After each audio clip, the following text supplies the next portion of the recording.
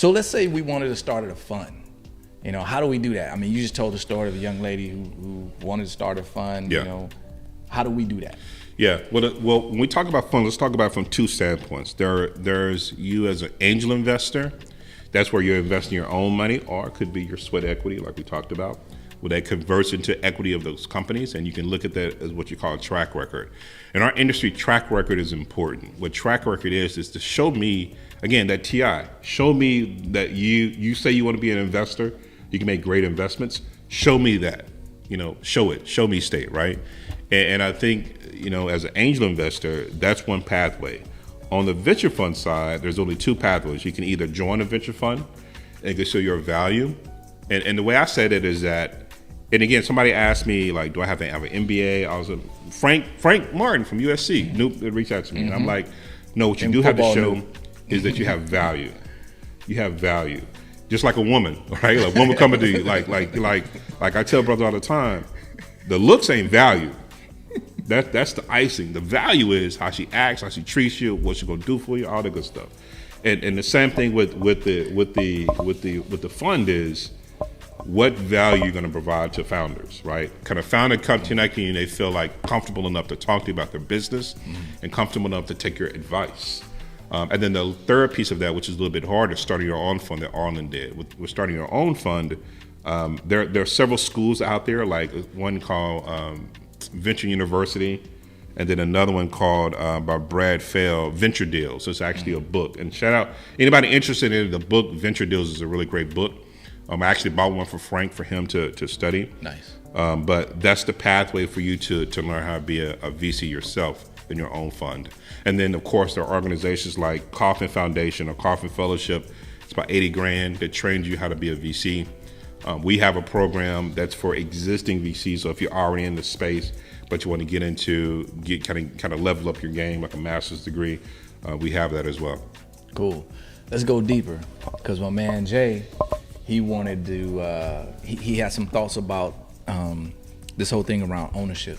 Yeah. And as we were having our conversations, just in prepreration, he had some really deep thoughts about that he want to ask. So yeah. Get that, Jay. Feel it. Well, before we go there, we were talking earlier, and you were talking about the importance of ownership. Yeah. First of all, why? Yeah.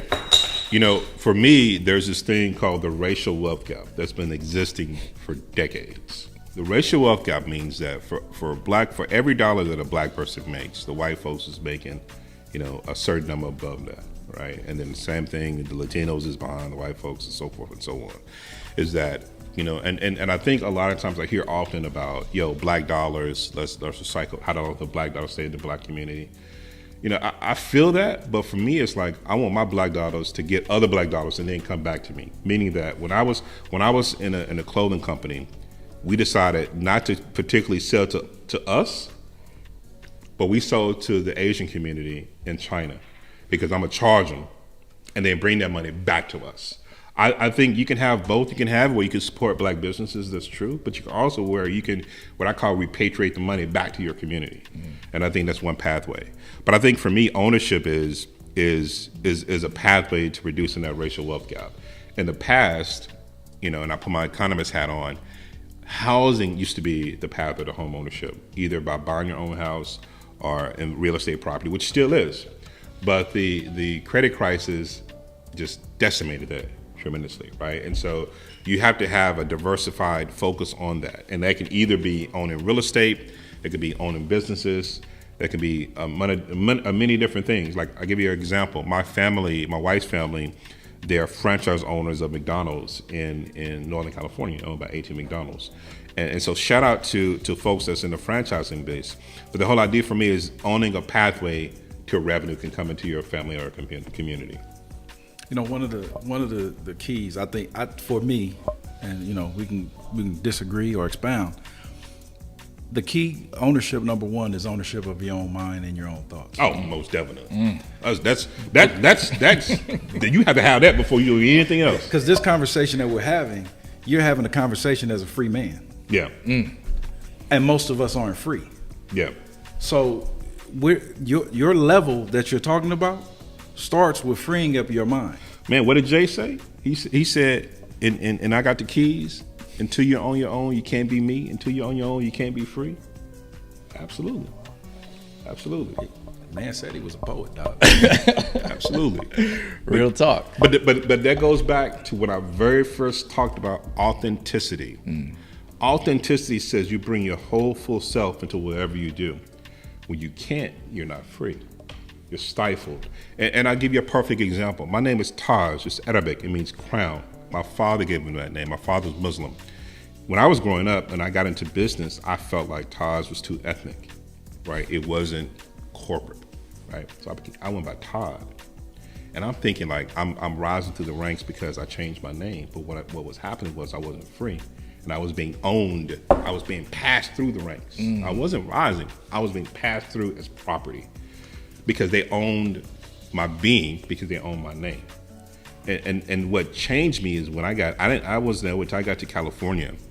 And the first time I met a Hasidic Jew, I'm from Texas, grew up Muslims. I never seen a Hasidic Jew in my life, right? And so he's there. He had the hat, the curls, like all the whole nine, right? In Beverly Hills, in UBS Investment Bank. And he's like, why aren't you yourself? Because he knew my background, and I was like, damn, like this dude has asked me this. And he's like, it was like even like your beard, your hair, your name, like that is you. That's what's going to make people want to do business with you is you, not who this caricature of what you are. That's right. And so to your point, yeah, like definitely being yourself is the first and foremost pathway to that. Bro, I got chills when you said that. Like seriously. Yeah. Yeah. So what role? I got like a couple more questions, and we can bust this up. So what role has music played in your life? Oh man, if anybody follows me on Twitter, on LinkedIn, like I be throwing out lyrics. I kind of get in trouble for it sometimes because I'm a Pimp C fan, so it's UGK all the way. R.I.P. So I always say, I'm a mixture of Chad Butler. These Texas dudes, man. Absolutely, it's on with it. I'm a mix of Chad Butler, Etheridge Knight if you're into poetry, and Adam Smith on the economic side. But I think music plays a really good pathway into this. When anybody would tell you when they book time with me, I ask them a question. I say, "What's your favorite artist?" Right? Because for me, it tells me a lot. And I'll be honest, I've met people like, I don't listen to music. And I'm like, we ain't gonna work together. Because for me, creativity spurs innovation and innovation spurs creativity. Mm-hmm. I don't believe in this whole thing about right brain, left brain, everybody has something that's gonna fulfill them, that's gonna give them joy, right? And what I'm looking for when I ask you that question is, what gives you joy? I don't care if it's the Dixie Chicks or Earth, Wind & Fire. I want to know outside of the work what gives you joy, because that's what the passion going to drive you to really look for. Who is the person that doesn't like music? Oh, it's some folks. That no, but I'm saying that, like not one specific genre, but everybody likes classical. Beethoven, man. I 2 people. I know 2 people. That's why they don't work with me. I asked 2 people. I was like, like, what's your favorite artist? I don't listen to music, and I'm like none. I was like, not even like ambient sounds, like the ocean or something. They're like, nah. I'm like, all right, well, shit, we ain't gonna work together. Yeah, kick rocks. Yeah. Did your daddy get hit with a guitar when you was little? No. Scar for life. Remember the honky tonk man? May had a Tina Turner as an in-law. And it's funny because he said his theme music he gonna ride up to be artist storytelling. My artist is Outkast, ATLians all day. Yeah, you know what I'm saying. So when you wrote that, I was like, my man's in them. Yeah, because there's nothing come out of Alabama. Man. Oh, wait, but David Banner? Come on, no, man. it's Mississippi. That's Mississippi. That's Mississippi. Rich boy from Mobile, man. D's on it. Well, no, that's where you had to go. It's still Alabama. Rich boy. I rest my case. Anyway. Hey, Rich boy made a classic. Don't sleep on Rich boy. He was rocking. Only thing came out of Alabama was syrup and the Freedom Riders. Well, shit, we need that. Hey, we can have a whole discussion about the folks. If you don't have syrup on your pancakes, we don't have an issue. And see, folks don't know about that alligator syrup, boy. I know. See? I know. See, I'm learning something every day. See, so we're in this spot, man, right now, and actually, man, it's a brother that manages this shared space right here. Yeah. Shout out to Brandon, man, and so you and I talked a few weeks ago about a new shared space that's coming up. Yeah. Talk about that. Yeah, absolutely. shared space and shared office is, I think, going to be important as the future goes on. Like I think what COVID has done is a few different things. COVID has made us think creatively about how we create, how we innovate, and it made us think differently about workforce and workplaces. So I think that the space is going to be really interesting, the space where we work. We have a fraternity brother by the name of Jim Castleberry, who's like a legend in this space. He used to manage the MacArthur Foundation, which is $1 billion fund, and now he's at another billionaire fund. That's what's called a family office, which is a family office is if you're a very rich mug, you got these people managing your money. And so to my guys in the NBA, you need a family office. Let's just talk about that. And so he purchased the spot across from the Baldwin Hills Crenshaw Plaza. There's a couple of different spots in Stalker. And ironically, that's where my fund is going to be located. We'll be the first, if I'm not mistaken, the first and largest venture fund in Baldwin Hills, directly in Baldwin Hills. Sweet. So I joke and I kid, like there's a fund called Mac Venture Capital that's owned by one of our other fraternity brothers, Charles King, who's right now, shout out to Charles King. I'm hoping that Judas and Messiah wins at the Oscars tonight. But they're located in West Hollywood. There's another fund located in Century City. But I tell people, I'm in the hood. I'm in Baldwin Hills. Pull up.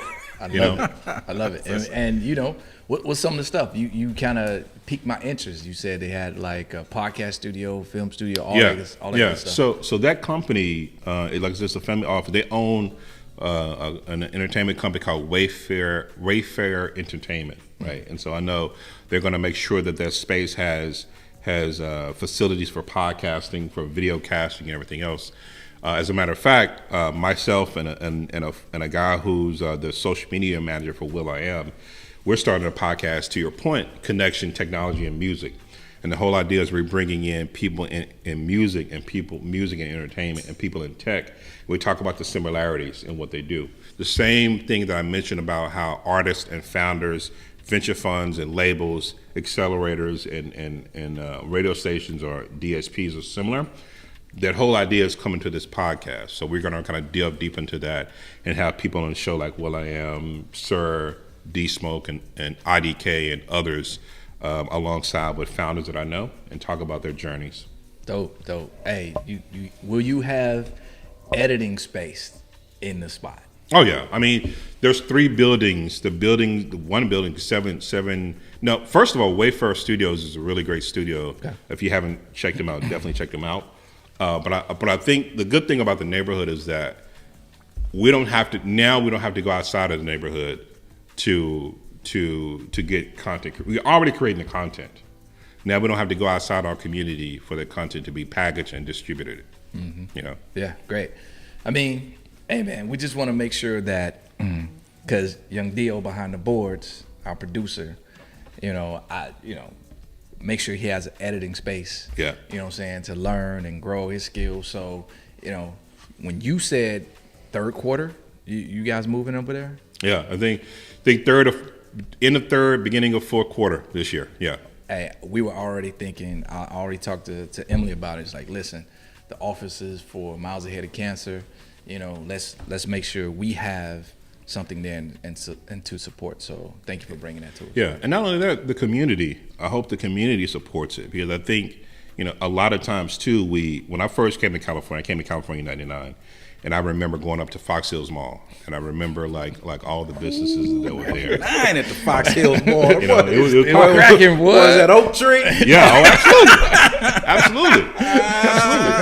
And when I look at things now, like this is 20 plus years later, and when I look at Leimert Park, and I look at the African Drumming Circle is no longer there. When I look at a lot of the black-owned businesses are kind of being pushed out. Or when I see even on the street that my wife grew up, we have a residence right across from Target on La Cienega. It's changing. Right.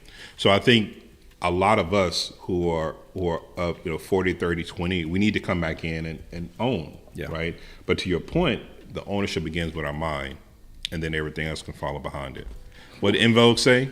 Free your mind, the rest will follow? Your ass will follow. Yeah, absolutely. Absolutely. Hey, man, we love it. Hey, where can people get in contact with you? How can they, contact, get with you?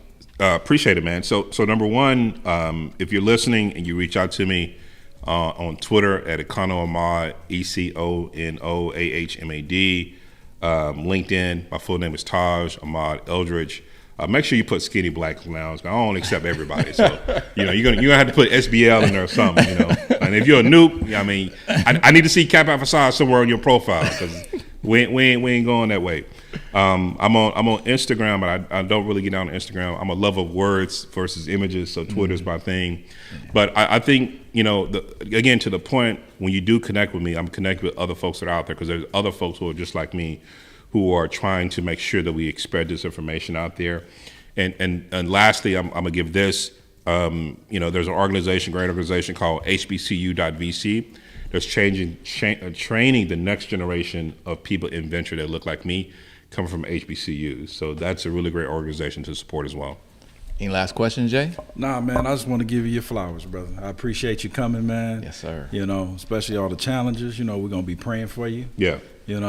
He got your back. That means we got your back. Oh, yeah. You got an army with you, man. Appreciate it. And to that point, let me, I always talk about this. I'm an advocate for the National Kidney Foundation. For your listeners, what he's talking about is that about 2 years ago, I got diagnosed with this rare genetic disease called FSGS, which impacts a lot of people of color, black folks specifically, and it impacts your kidneys. It creates kidney failure immediately.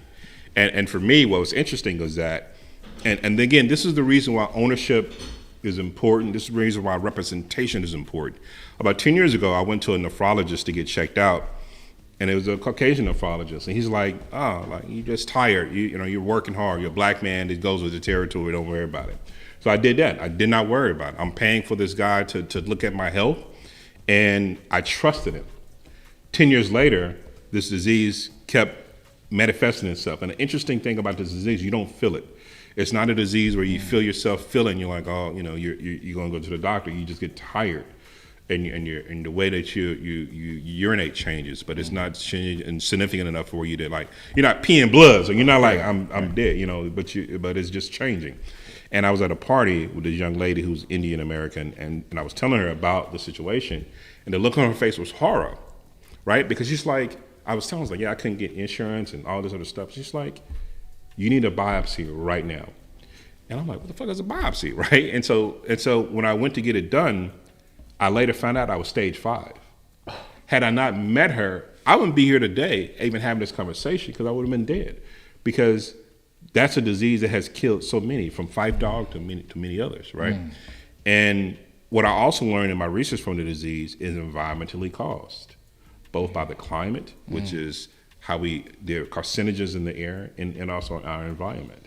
And so what I later found out was 3 of my cousins, who we all grew up around the same area in Dallas, all 3 of us have the same disease. Wow. Right? One passed away, one is younger than me. We're all under the age of 50. So a lot of these things, the reason why I want to get more of us into clean tech is because of that. There's to drive an electric vehicle is not just to save the whales and shit in the future. It's to save Tyrone, Taj, and Rob right now. Right on. Because clean tech is a public health issue. It's an economic issue and a social justice issue. So I think that from that standpoint, number one, let's get educated about it. Let's really take our health into our idea, and let's talk about it. Because I think a lot of times too, people don't talk about their ailments and their illnesses. And remember, when I talk about turning your ills into learnings, I mean that for my health too, right? Because it's like somebody might be right now having the same issues that I had, being tired, having a urine have bubbles in it, and don't think nothing wrong. If you're having that, go check to a nephrologist right now, right? So I think that's one of the things we have to do. We have to always be open and honest about what's happening with us, because we don't know who's hearing that and how that's going to be impacted by them. Yeah, and it's wild, man. So something that most people don't know. These guys know. Like when I was going through the whole process at Loma Linda, I don't think they met you yet. Like this is the dude that went through that process to make sure you here, brother. Yeah. And the crazy thing, we talk about health. When I was Big Rob, you know what I'm saying?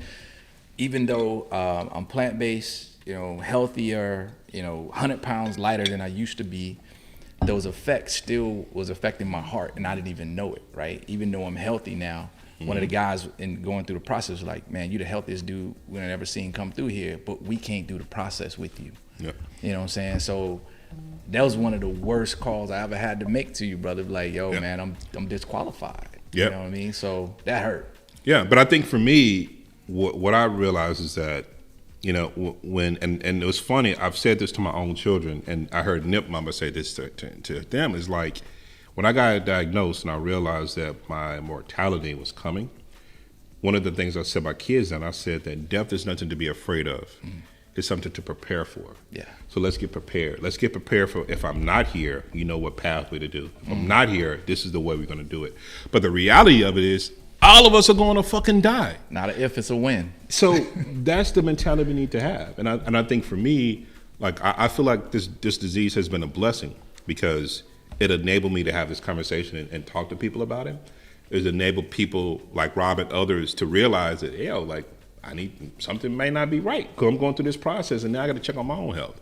And not only that, like I'm up 3 days a week, 3 o'clock in the morning to do dialysis.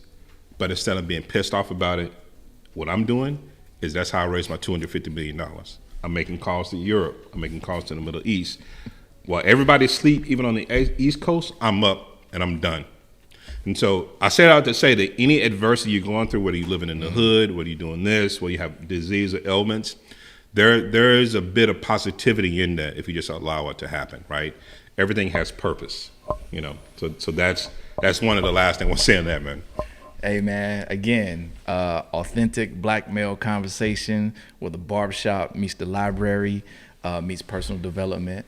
Dr. Taj Eldridge, thank you, brother. Appreciate it. And he clean. God, clean. Damn, looking like Hey, $1 million we after gotta do taxes. it. Money, boy. You got to do it. hey, looking like a stack of stimulus checks.